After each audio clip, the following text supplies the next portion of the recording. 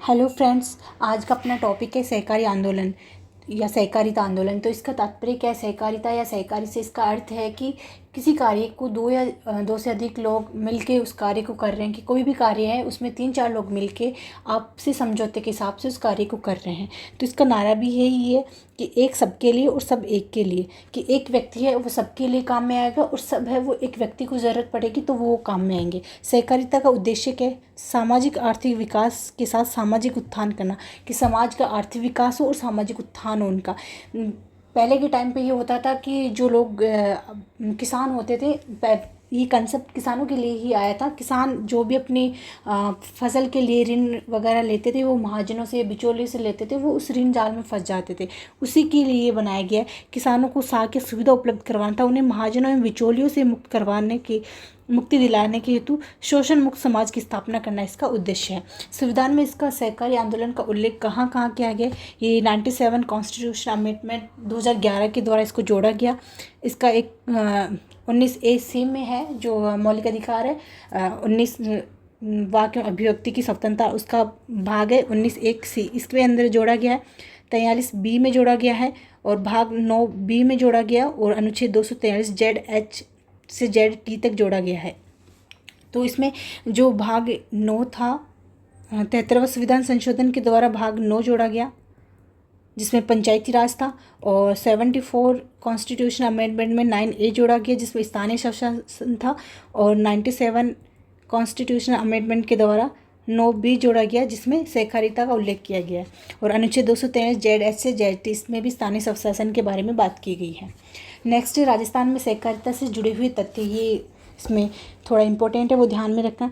भारत में सहकारिता आंदोलन की शुरुआत दुर्भिक्ष आयोग से माना जाता है। दुर्भिक्ष आयोग था उससे माना जाता है इसकी शुरुआत। इस आयोग की सिफारिश पर सहकारी साख अधिनियम 1904 पारित हुआ। सहकारी साख अधिनियम 1904। राजस्थान में सहकारी आंदोलन की शुरुआत 1904 में हुई थी, जो अजमेर से हुई थी। शुरुआत 1904 में हुई थी और अजमेर से हुई थी।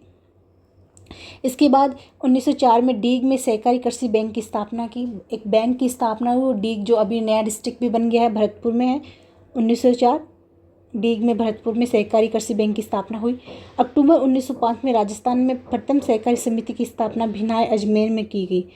प्रथम सहकारी समिति की स्थापना 1905 में।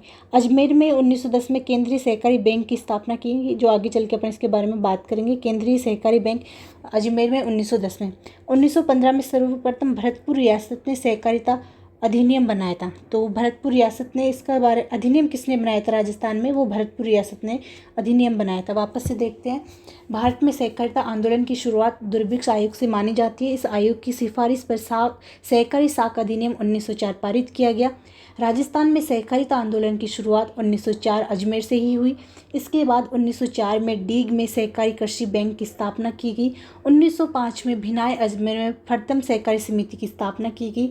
1910 अजमेर में ही केंद्रीय सहकारी बैंक की स्थापना हुई और 1915 में भरतपुर रियासत ने सहकारी अधिनियम बनाया।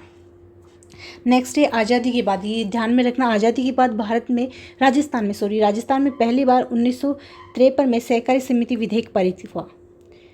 राजस्थान में पहली बार सहकारी समिति विधेयक 1953 में हुआ। ये राजस्थान का प्रथम सहकारी कानून भी है। वर्तमान में सहकारिता अधिनियम 2001 लागू है, जिसे 14 नवंबर 2002 को लागू किया गया था। वर्तमान में सहकारिता अधिनियम 2001 लागू है, जिसे 14 नवंबर 2002 में लागू किया गया। राजस्थान में सहकारी बैंकों की जो संरचना है वह त्रिस्तरीय है। जो सहकारी बैंक है उनके लिए त्रिस्तरीय संरचना बनी हुई है। पैक्स है, एपेक्स है, ये बाद में आके चल के अपन बात करेंगे। राज्य में जिला स्तर पर केंद्रीय सहकारी बैंक स्थापित किए। राज्य हैं उसमें जिला स्तर पर जो बैंक सहकारिता के लिए जो बैंक स्थापित किए गए हैं वो केंद्रीय सहकारी बैंक है जिला स्तर पर। राजस्थान में प्रथम महिला नागरिक सहकारी बैंक की स्थापना 1995 में जयपुर में की गई। ये भी ध्यान में रखना, प्रथम महिला नागरिक सहकारी बैंक की स्थापना जयपुर में 1995 में की गई। देश में सहकारी बैंकों में सुधार के लिए वैद्यनाथ कमेटी का, ये पूछा जा सकता है, वैद्यनाथ कमेटी का संबंध किससे है, तो सहकारी बैंकों में सुधार के लिए है। प्रतिवर्ष 7 जुलाई को सहकारिता दिवस मनाया जाता है, 7 जुलाई को सहकारिता दिवस मनाया जाता है। वापस से देखते हैं, आज़ादी के बाद राजस्थान में पहली बार 1953 में सहकारी समिति विधेयक पारित किया गया। राजस्थान का प्रथम सहकारिता कानून भी है, अधिनियम है, वो 2001 में लागू हुआ, जिसे 14 नवंबर 2002 में लागू किया गया। त्रिस्तरीय सहकारी बैंकों की संरचना है, जिला स्तर पर केंद्रीय सहकारी बैंक है, और राजस्थान की प्रथम महिला नागरिक सहकारी बैंक 1995 में जयपुर में स्थापित की गई। वैद्यनाथ कमेटी का संबंध भी इन्हीं बैंकों से है, और 7 जुलाई को सहकारिता दिवस मनाया जाता है। नेक्स्ट है, सहकारी ध्वज में 7 रंग होते हैं। राज्य में कुल 42,238 पंजीकृत सहकारी समितियाँ हैं। 42,283 पंजीकृत सहकारी समितियाँ हैं, 23 संघ है, 24 दूध संघ है, 38 उपभोक्ता थोक दुकानें और 8592 प्राथमिक कृषि ऋण सहकारी समितियां हैं, 278 विपणन है, फल एवं सब्जी समितियां शामिल है इनमें।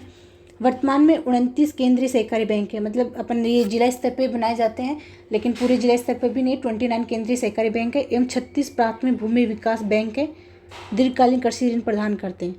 29 तो है केंद्रीय सहकारी बैंक है जो जिला स्तर पर है, और 36 प्राथमिक भूमि विकास बैंक है, दीर्घकालीन कृषि ऋण प्रदान करते हैं, और 42,283 पंजीकृत सहकारी समितियां हैं, 38 उपभोक्ता थोक दुकानें हैं।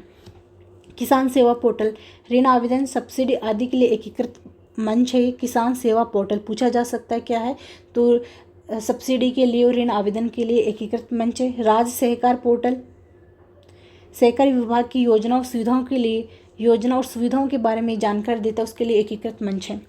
राजस्थान में सहकारी साख व्यवस्था, राजस्थान में सहकारी संस्थाओं द्वारा अल्पकालिक, मध्यकालीन व दीर्घकालीन ऋण उपलब्ध करवाए जाते हैं। जो राजस्थान की सहकारी साख व्यवस्थाएं हैं वो 3 प्रकार के ऋण उपलब्ध करवाएंगे। अल्पकालीन जो शॉर्ट टर्म के लिए है, मध्यकालीन जो 1 साल से अधिक के लिए ऋण है, और दीर्घकालीन जो 5 साल से अधिक के ऋण है वो दीर्घकालीन ऋण उपलब्ध करवाए जाते हैं। राजस्थान में सहकारी साख व्यवस्था, तो त्रिस्तरीय व्यवस्था की अपन ने बात करी थी, 3 स्तरीय व्यवस्था है, अल्पकालिक व मध्यकालीन साख। त्रिस्तरीय व्यवस्था अल्पकालीन के शीर्ष स्तर पर राज्य स्तर पर है राजस्थान राज्य सहकारी बैंक जो एक ही है, जिला स्तर पर, मध्य स्तर पर केंद्रीय सहकारी बैंक का जो 29 है, और प्राथमिक कृषि सहकारी साख समितियाँ ये पैक्स, ये प्राथमिक स्तर निचले स्तर पर है। तो इसको अपन एक बार ऐसे समझ सकते हैं, जैसे कोई किसान है वो अपना ऋण लेना चाहता है तो वो सबसे पहले आवेदन करेगा पैक्स के पास। पैक्स यहाँ से इस आवेदन को स्वीकृत करने के बाद केंद्रीय सहकारी बैंक के पास उस आवेदन को भेजेगी। ये इसकी जो भी चीज़ें हैं, जो रिक्वायरमेंट है मिनिमम की, ये चीज़ें जब चाहिएगी किसान को तभी ऋण उपलब्ध करवाया जा सकता है, तो वो जांच करके ये इसको सहमति देता है, और इसके ऊपर फिर ये दूसरी जो शीर्ष संस्था है वो राजस्थान राज्य सहकारी बैंक है, राजस्थान राज्य सहकारी बैंक। और ये सहकारी बैंक है जो नाबार्ड के द्वारा ऋण लेता है, नाबार्ड। तो ये त्रिस्तरीय संरचना हो गई। तो सबसे निचले स्तर पर है प्राथमिक कृषि सहकारी साख समितियाँ, पैक्स हो गया। मध्यम स्तर जो जिला स्तर पर केंद्रीय सहकारी बैंक है, और राजस्थान राज्य सहकारी बैंक वो जो एक ही है शीर्ष स्तर पे। फिर दीर्घकालिक साख शीर्ष स्तर पर राज्य पर राजस्थान राज्य सहकारी भूमि विकास बैंक है, और प्राथमिक या जिला स्तर पर है प्राथमिक सहकारी भूमि विकास जो दीर्घकालीन पे द्विस्तरीय है, और अल्पकालिक और मध्यकालीन के लिए 3 है। तो दीर्घकालीन के लिए राज्य स्तर पर राजस्थान राज्य सहकारी भूमि विकास बैंक है, और प्राथमिक या जिला स्तर पर प्राथमिक सहकारी भूमि विकास बैंक है।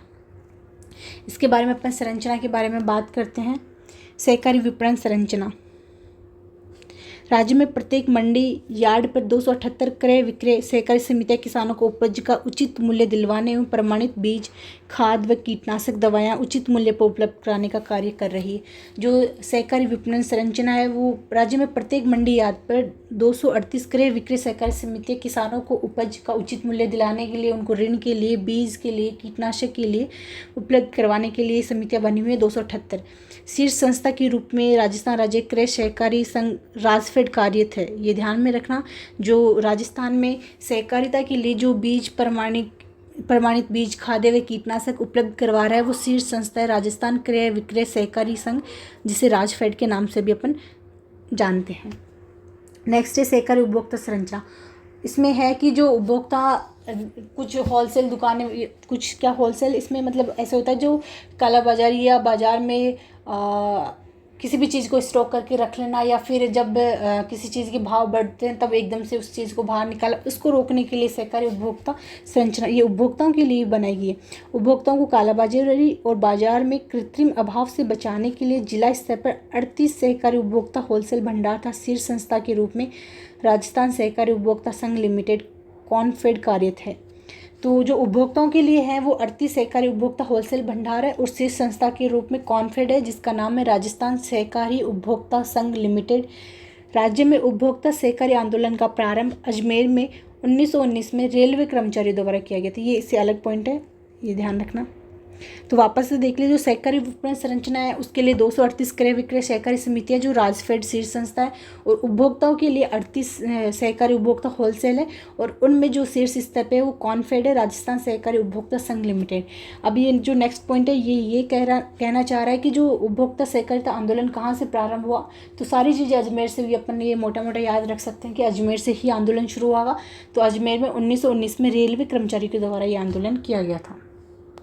नेक्स्ट है, राज्य में दूध सहकारिता की त्रिस्तरीय व्यवस्था विद्यमान है। इसके स्तर देखते हैं तो शीर्ष स्तर पर राजस्थान सहकारी डेयरी फेडरेशन RCDF, राज्य में पशुपालकों के उनके दूध का उचित मूल्य दिलाने व उपभोक्ताओं को शुद्ध दूध उपलब्ध करवाने हेतु शीर्ष संस्था के रूप में 1977 में स्थापित की। RCDF की स्थापना 1977 में हुई थी।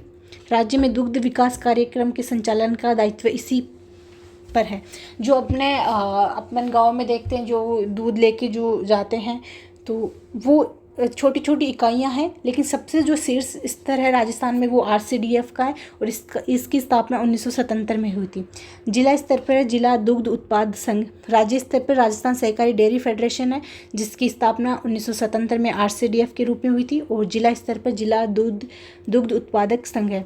ग्रामीण अंचल में डेयरी परियोजनाओं की सुनिश्चित क्रियान्वित हेतु जिला स्तर पर जिला दूध उत्पादक संघ स्थापित किए गए, जो राज्य में 24 है। RCDF से संबंध ये प्राथमिक दूध उत्पादक सहकारी समितियों से दूध संकलित करते हैं। जो छोटी छोटी इकाइयों गाँव में है उनसे ये दूध कलेक्ट करते हैं। नेक्स्ट है, ग्रामीण स्तर पर प्राथमिक दूध उत्पादक समितियाँ दूध का संकलन कर जिला दूध संघ को भेजती है। महिलाओं के स्वरोजगार के माध्यम से आर्थिक सशक्तिकरण हेतु दूध सहकारी समितियों का गठन किया गया है। राजस्थान में दिसंबर 2024 तक कुल डेयरी समितियां कितनी है? 19,054। तो ये पॉइंट याद रखना, 2024 तक कितनी है? 19,054 है कुल डेयरी समितियां। और त्रिस्तरीय है, दूध सहकारिता की त्रिस्तरीय व्यवस्था है। शीर्ष स्तर पर RCDF है, जिला स्तर पर जिला दूध उत्पाद संघ है जो 24 है इनकी, और जो ग्रामीण स्तर पर प्राथमिक दूध उत्पादक समितियाँ हैं वो ग्रामीण स्तर पर बनी हुई है। नेक्स्ट है, राजस्थान में सहकारी संस्था है। जो राजफेड के बारे में अभी बात करी, जो सहकारी विपणन के लिए कार्य करती है राजफेड, इसकी स्थापना 1957 में हुई थी और जयपुर में इसका हेडक्वार्टर है। RAJFED Rajasthan state cooperative marketing federation limited, Rajasthan राज्य सहकारी क्रय विक्रय संघ लिमिटेड। राजफेड का मुख्य कार्य राजफेड का क्या है? सहकारी समितियों के माध्यम से किसानों को उन्नत किस्मों की खाद, बीज व कीटनाशक उपलब्ध करवाना।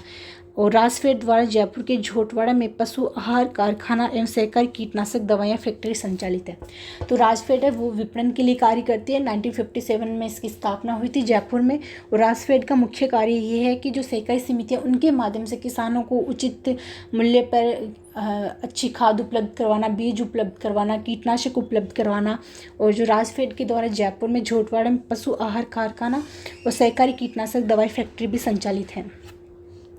नेक्स्ट है, इसमें कॉन्फेड जो उपभोक्ताओं के लिए था, राजस्थान राज्य सहकारी उपभोक्ता संघ लिमिटेड, ये 1967 में, तो इसके ठीक 10 वर्ष बाद में इसकी स्थापना हुई थी। वहीं हेडक्वार्टर है जयपुर में। कॉन्फेड का कार्य क्या है? उपभोक्ताओं को उचित मूल्य पर गुणवत्तापूर्ण सामग्री उपलब्ध कराना। जो उपभोक्ता है उनको कालाबाजारी से बचाना और उनको क्वालिटी के साथ सामग्री उपलब्ध करवाना है। फिर है RCDF, राजस्थान राज्य सहकारी दूध संघ लिमिटेड, 1977 में इसकी स्थापना, जयपुर में मुख्यालय हो गया। ये राज्य की सभी डेयरियों पर नियंत्रण रखती है। दूध उत्पादकों को उचित मूल्य, सभी डेयरियों पर नियंत्रण रखती है। दूध उत्पादकों को उचित मूल्य देकर उन्हें बिचौलियों के शोषण से बचाती है। राजस्थान में जो प्रथम डेयरी थी वो पद्मा डेयरी अजमेर में है। दूध के लिए ये याद रखना, प्रथम डेयरी है वो दूध के लिए अजमेर में है। उरमूल डेयरी ये बीकानेर में है, गंगमूल डेयरी ये गंगानगर में है। तो उरमूल डेयरी ये बीकानेर में है, याद रखना, और गंगमूल गंगानगर में है। नेक्स्ट है वरमूल जो जोधपुर में है। इसके बाद में अगला इसमें है स्पिनफेड, राजस्थान राज्य सहकारी कताई व बुनाई संघ, कपड़े के लिए कार्य करती है। Rajasthan state cooperative spinning and ginning federation limited, Rajasthan राज्य सहकारी कताई एवं बुनाई संघ लिमिटेड, ये 1993 में जयपुर में इसका मुख्यालय है। स्पिनफेड का कार्य कपास की खरीद करना और राज्य की सहकारी कताई मिलों का संचालन करना है। और इसके लिए जो सहकारी मिल है वो गुलाबपुरा सहकारी मिल भीलवाड़ा में, गंगापुर सहकारी मिल ये भीलवाड़ा में, और श्री गंगानगर सहकारी कताई मिल हनुमानगढ़ में। पहले हनुमानगढ़ गंगानगर का ही हिस्सा था। तो स्पिनफेड है वो कताई व बुनाई संघ लिमिटेड कपड़े के लिए कार्य करता, कपड़ा खरीदता है, और इसके द्वारा 3 जो संचालन है, 3 मिल है, वो गुलाबपुरा सहकारी मिल भीलवाड़ा में, गंगापुर सहकारी मिल भीलवाड़ा में, और श्री गंगानगर सहकारी कताई मिल ये हनुमानगढ़ में है। नेक्स्ट है RICEM, Rajasthan institute of cooperative education and management, Rajasthan सहकारी शिक्षा एवं प्रबंधन संस्था, इसकी स्थापना 1994 में जयपुर में की गई। RICEM का कार्य सहकारिता से जुड़े कर्मचारियों और अधिकारियों को प्रशिक्षण देना। इसका कार्य, मुख्य कार्य ये है कि जो सहकारिता से जुड़े हुए कर्मचारी हैं या अधिकारी हैं उनको प्रशिक्षण देना है, और 1994 में जयपुर में इसकी स्थापना की गई थी। नेक्स्ट है राजस संघ, राजस्थान जनजातीय क्षेत्र विकास, जो जनजातीय क्षेत्र है वहाँ पे विकास कार्य करना है। राजस संघ, राजस्थान जनजातीय क्षेत्रीय विकास सहकारी संघ, 1976 में इसकी स्थापना हुई है। उदयपुर में इसका मुख्यालय। जनजातीय लोगों को साहूकार और ऋण शोषण से बचाना, उनकी निर्धनता दूर करना व वन उपज का उचित मूल्य, क्योंकि जनजातियाँ ज़्यादातर वनों पे ही अपने आजीविका के सोर्स पे उसी पे निर्भर रहते हैं, तो वन उपज का उचित मूल्य दिलाना इसका मुख्य कार्य है। तो राज्य संघ की स्थापना 1976 में है और उदयपुर में इसका मुख्यालय है। फिर है सहकारिता कल्याण एवं सेवा संस्थान, जो कल्याण इसके नाम से स्पष्ट हो रहा है, कल्याण व सेवा के लिए कार्य करेंगे। Cooperative welfare and service form, सहकारी कल्याण एवं सेवा संस्थान, ये 1988 में स्थापना, मुख्यालय इसका जयपुर में। कॉफसेफ का कार्य क्या है? सहकारिता से जुड़े ग्रामीणों को चिकित्सा सुविधा, शिक्षा व परिवार कल्याण जैसा सेवाएं उपलब्ध करवाना। तो कॉफसेफ का कार्य है कि ग्रामीण लोग उनको चिकित्सा, शिक्षा और परिवार कल्याण के लिए सेवाएं उपलब्ध करवाना है। 1988 में जयपुर में इसका मुख्यालय स्थापित किया गया। सहकारी राजस्थान राज्य सहकारी बुनकर संघ लिमिटेड, ये बुनकर के लिए कच्चा माल उपलब्ध करवाना, उसके लिए कार्य करेगा। 1958 में इसकी स्थापना है, जयपुर में इसका मुख्यालय। बुनकरों को कच्चा माल उपलब्ध करवाना तथा उनके माल की बिक्री की व्यवस्था करना। जो बुनकर है उनको कच्चा माल उपलब्ध करवाना और तैयार माल के लिए बिक्री की व्यवस्था करना। तो राजस्थान राज्य सहकारी बुनकर संघ लिमिटेड 1958 में जयपुर में इसकी स्थापना। कॉफसेफ की स्थापना 1988 में जयपुर में, जो कल्याण में सेवा के लिए कार्य करता है। और राज्य संघ ये 1976 में उदयपुर में इसकी स्थापना, और जनजातीय क्षेत्रीय विकास के लिए कार्य कर रहा है, वन उपज का उचित मूल्य दिलाना। और राजस्थान सहकारी शिक्षा व प्रबंधन है, जो 1994 में जयपुर में इसकी स्थापना हुई है। कर्मचारियों को प्रशिक्षण देना और अधिकारियों को प्रशिक्षण देना। और स्पिनफेड अपने 1993 में जयपुर में वो कपड़े के लिए कार्य करती है। नेक्स्ट है इसका जो भी इसकी योजनाएं वगैरह है इसमें, वो अपन नेक्स्ट क्लास में कवर करेंगे।